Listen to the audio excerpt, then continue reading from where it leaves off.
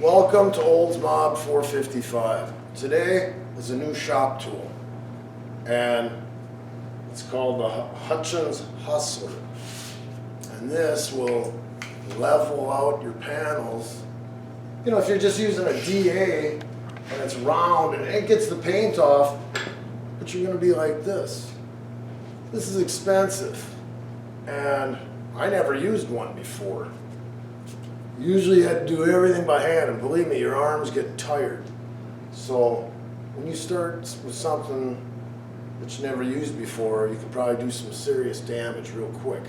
But it doesn't matter right now. The paint is unacceptable. We're taking it off. And there was a stripe underneath here. And he just wants to play with this, because we just got it, and see if they paint it right over the stripe or whatever. So I'm going to try to expose if there's the original color underneath this. So here we go.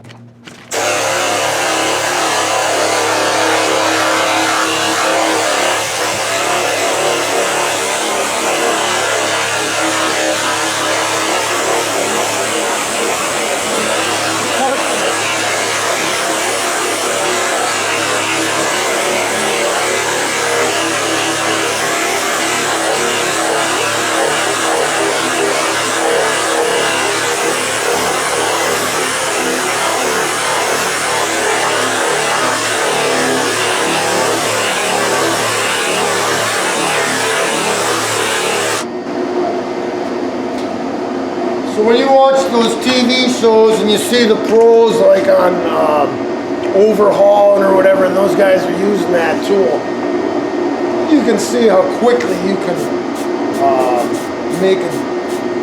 This thing was never blocked out, so you can see you have a panel that you think is straight. There's waves throughout the whole thing, but you can see there's blue, there's that gold, and then I hit that.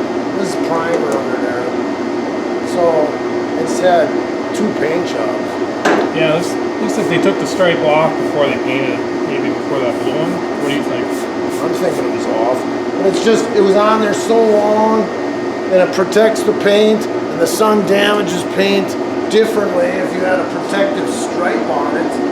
And then when you take it off, you can still see the evidence of where the stripe was. With me not being experienced on that, that would be like if I put bond over this whole thing, then I would level it off, get it kind of close, and then I would do the rest by hand because I just wouldn't trust myself. I would just end up making more work for myself. You want to keep this tight. You don't want it baggy or it's a pain in the ass.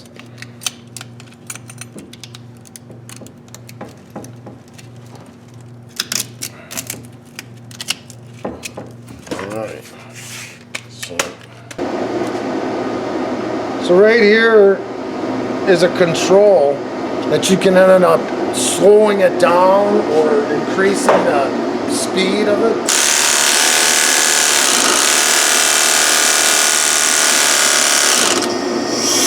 And a lot of times guys will run them. We've got tools at work, and all of a sudden they go, "Oh, my tool doesn't work." Well, I says, "When was the last time you put oil in it?"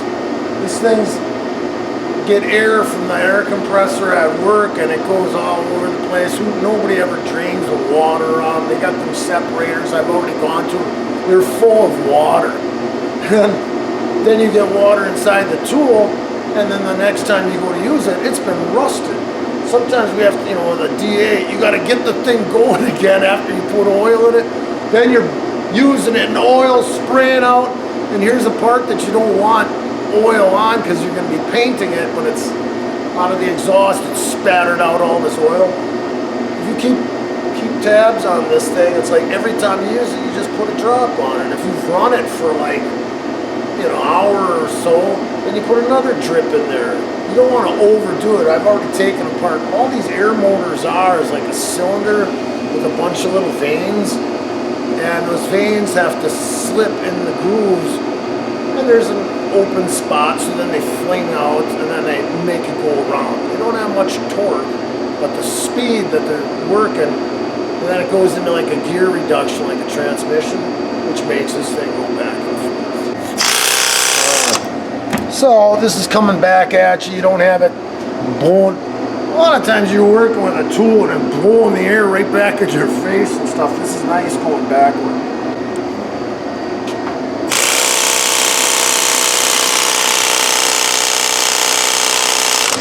So I hate to badmouth any place, but we thought that we'd get one, and it was from Harbor Freight, and it didn't move. We tried oiling it and stuff, and it just vibrated, and we just took it back.